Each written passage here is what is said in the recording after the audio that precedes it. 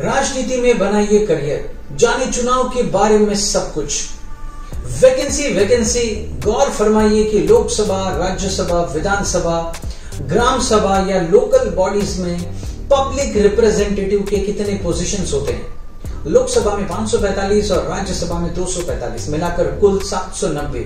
इनमें से 14 जो होते हैं वो नॉमिनेटेड अलग राज्यों के लिए। एमएलए, विधान परिषद, एमएलसी के 4574 से भी ज्यादा और ग्राम सभा या लोक बॉडीज में प्रधानी, मुखिया, वार्ड पार्षद, जिला परिषद, नगर परिषद के देश भर में लाखों पद है। अगर इन पदों पर एजुकेटेड और ट्रेन, एथिकल और सेवा भाव रखने वाले युवा जाए तो सच में ही देश, राज्य और पंचायत की स्थिति बदलेगी। चुनाव लड़ने के नियम। लोकसभा, विधानसभा और स्थानीय निकायों यानी लोकल बॉडीज जैसे म्युनिसिपल कॉर्पोरेशन या प्रधानी, मुखिया के चुनाव लड़ने के तौर तरीके बिल्कुल अलग होते हैं। लोकसभा कम से कम 25 साल उम्र हो, भारत का नागरिक हो, भारत के किसी भी राज्य का वोटर हो, आरक्षित सीट के लिए किसी भी राज्य की मान्य जाति का हो, पागल, न्यूरोटिक या कोर्ट से चुनाव लड़ने पर बैन न हो। विधानसभा कम से कम 25 साल उम्र हो, भारत का नागरिक हो, जिस राज्य में चुनाव लड़ना है उसकी वोटर लिस्ट में नाम हो, आरक्षित सीट के मामले में कैंडिडेट उसी राज्य की मान्य जाति का हो, पागल, न्यूरोटिक या कोर्ट से बैन न हो। म्युनिसिपल कॉर्पोरेशन कम से कम 21 साल उम्र हो। हर राज्य संघ शासित राज्य की अपनी नियमावली होती है जिसके तहत कई राज्यों में जिनके 3 बच्चे हैं उन्हें चुनाव लड़ने पर रोक होती है। कैंडिडेट जिस म्युनिसिपल क्षेत्र से चुनाव लड़ना चाहता है वहां की वोटर लिस्ट में उसका नाम हो। नामांकन यानी नॉमिनेशन कैसे भरे। चुनाव आयोग चुनाव की तारीखें घोषित करता है और तय वक्त में नामांकन भरना होता है। अमूमन इसके लिए 7 दिन की समय सीमा होती है। इसके बाद 2 दिन के अंदर नाम वापस लिए जा सकते हैं। लोकसभा या विधानसभा चुनाव में पार्टी कैंडिडेट के लिए एक प्रस्तावक यानी मूवर और निर्दलीय उम्मीदवारों के लिए 10 प्रस्तावक यानी मूवर जरूरी है। चुनाव आयोग के विवेक अनुसार एट डिस्क्रिशन चुनाव प्रक्रिया न्यूनतम 14 दिनों में खत्म की जा सकती है। वोटिंग में 48 घंटे पहले उसे प्रचार प्रसार बंद होना जरूरी है। कौन कौन से कागजात जरूरी होते हैं। नॉमिनेशन फॉर्म के साथ किसी भी कागजात की जरूरत नहीं होती।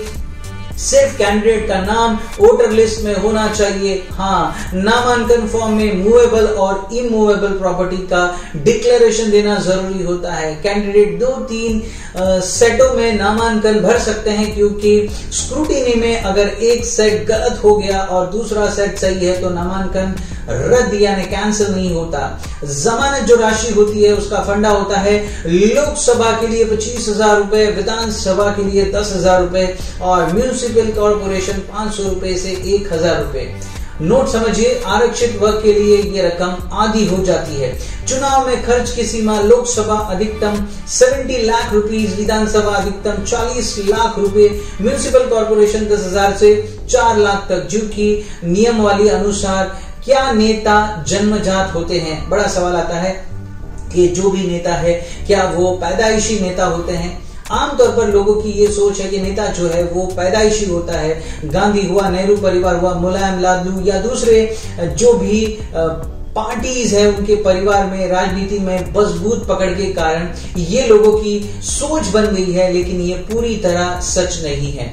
दिल्ली का उदाहरण हमारे सामने है कि एक नई पार्टी आम आदमी पार्टी और गैर राजनीतिक चेहरा अरविंद केजरीवाल किस तरह राजनीतिक में छा गया। इसके पहले कांशीराम, मायावती जी, अटल बिहारी जी, वाजपेयी जी, लाल कृष्ण आडवाणी जी, नरेंद्र मोदी जी, तमाम नेताओं ने खुद में राजनीति में अपनी जगह खुद बनाई है।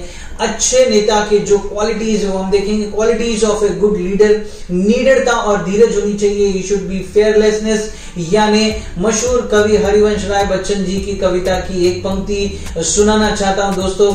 लहरों से डरकर नौका पार नहीं होती, कोशिश करने वालों की कभी हार नहीं होती। एक अच्छे नेता के लिए जरूरी है कि वो न केवल चरित्रवान हो, गुड कैरेक्टर हो, बल्कि वो संघर्षशील हो, निडर हो। विपरीत जो भी परिस्थितियां उसकी लाइफ में आती है लोगों को अपनी तरफ मोड़ने की शक्ति रखने वाला हो। विनम्र और मृदभाषी यानी पोलाइट एंड सॉफ्ट स्पोकन।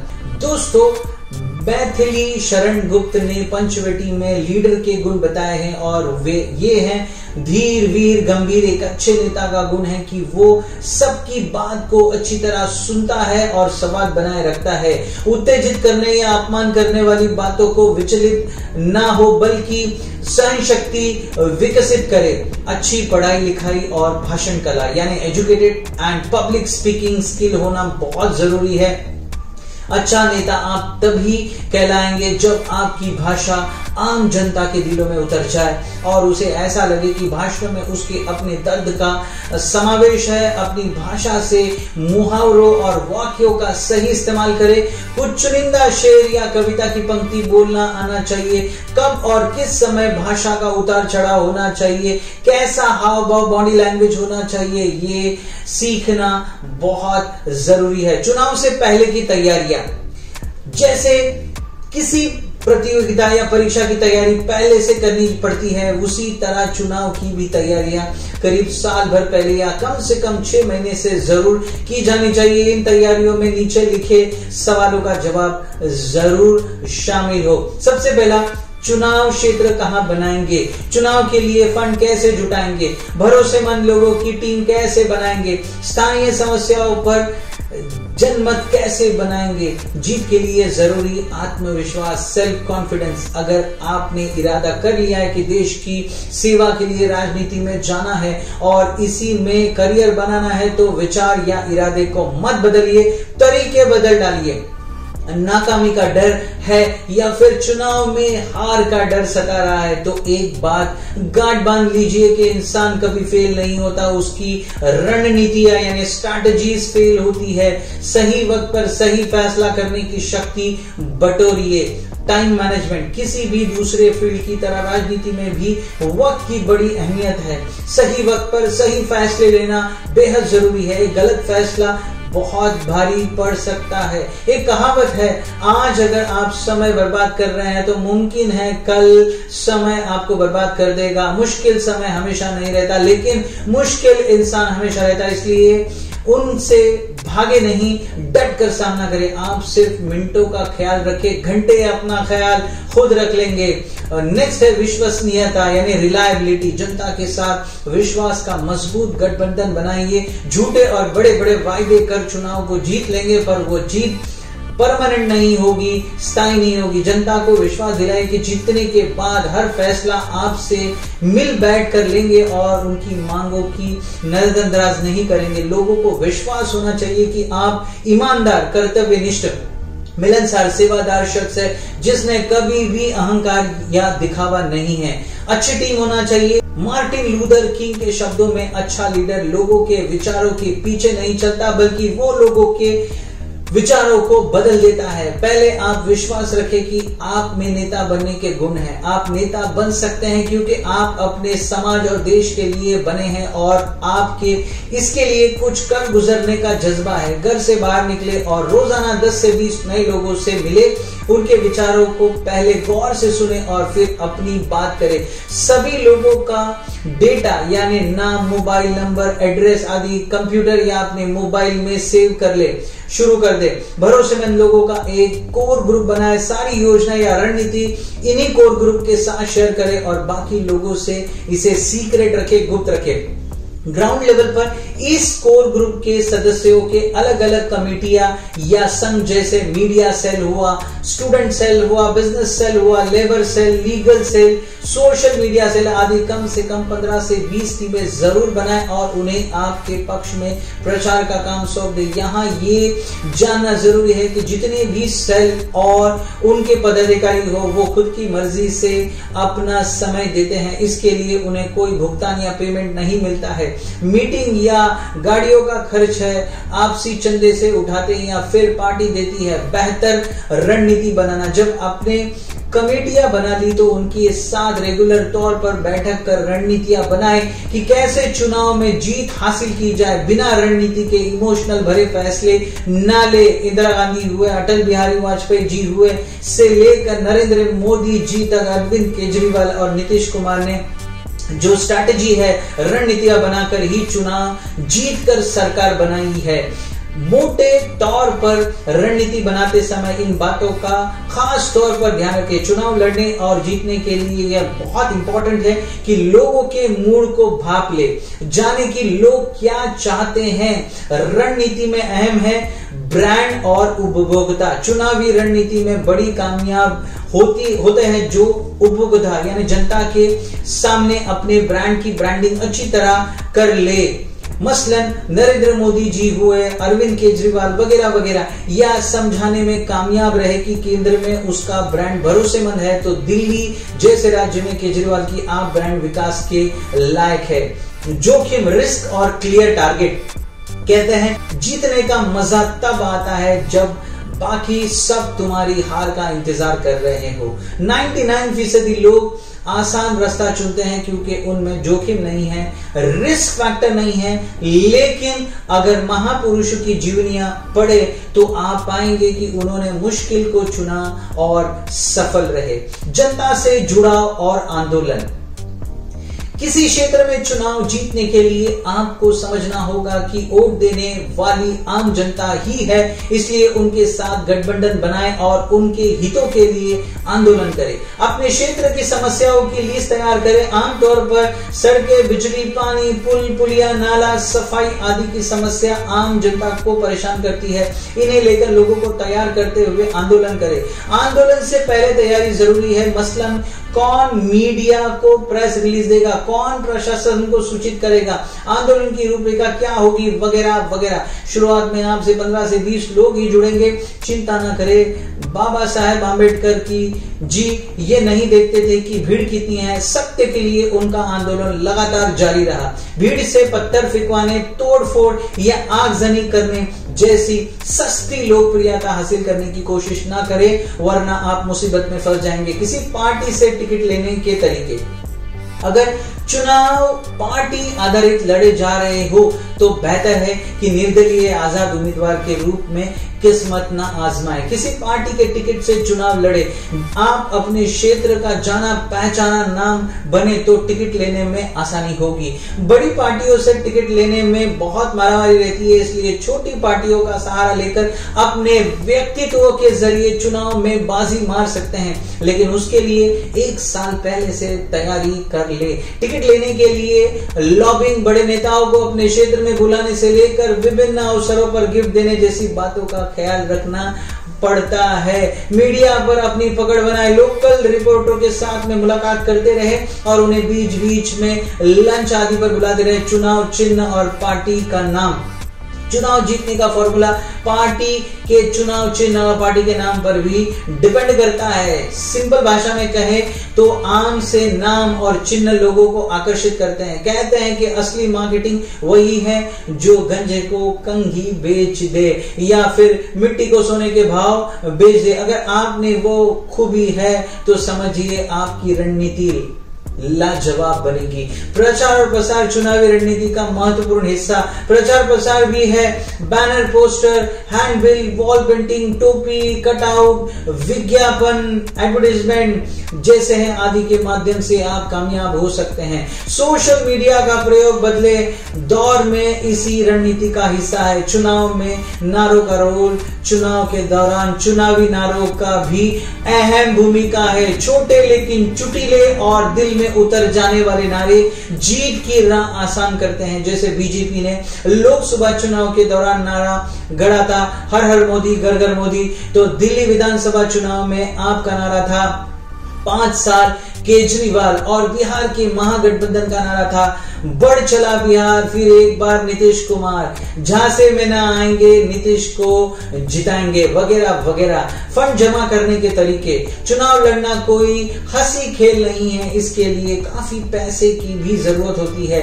इसलिए चुनाव के लिए पैसा कैसे जुटाए और इसमें कौन आपकी मदद कर सकता है, अपनी टीम के साथ मिलकर इसका एक आकलन करें। अपनी टीम जिनको आपने चुना है आपस में चंदा करे और हिसाब रखे। मोहल्ले या गांव लेवल पर कार्यक्रम आयोजित कर उनसे फंड जमा करे। पार्टी की हेल्पलाइन नंबर देकर और सदस्यता अभियान चलाकर फंड जमा करे और डोनेशन ले। राष्ट्रीय पार्टी और क्षेत्रीय पार्टियां कैंडिडेट्स को चुनाव लड़ने के लिए फंडिंग देती है, पैसा देती है। अगर पार्टी रजिस्टर्ड हो तो चंदा ज्यादा मिलता है नई पार्टी गठित करने और उसे रजिस्टर्ड कराने के लिए।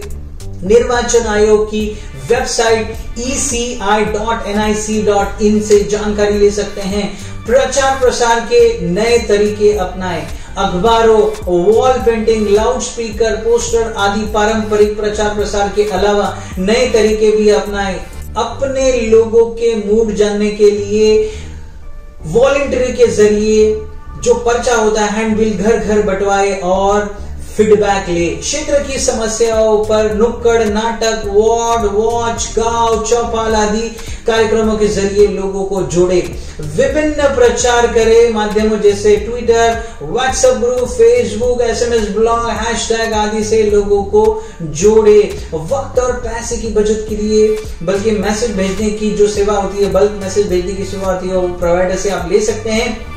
कई सर्विस प्रोवाइडर एक बार के 50 से 1 लाख तक मैसेज या व्हाट्सएप मैसेज या वॉइस मैसेज के लिए 10,000 से 25,000 रुपए तक लेते हैं। कुछ सर्विस प्रोवाइडर एक फोन नंबर से 100 फ्री मैसेज की सुविधा भी देते हैं। रेलवे स्टेशन, बस स्टॉप, भीड़ भाड़ वाले मार्केट में पोस्टर बैनर के जरिए हेल्पलाइन नंबर दे। छोटी छोटी जनसभाएं करे, इनमें नाटकों और गीतों का आयोजन करा। इससे लोगों का ध्यान आपकी ओर खींचता है। अपने पक्ष में स्लोगन वाली टी शर्ट या टोपी भीड़ भाड़ इलाकों में अपने वॉलंटियरी को पहनने को कहे और अपने पक्ष में लहर बनाने के तरीके।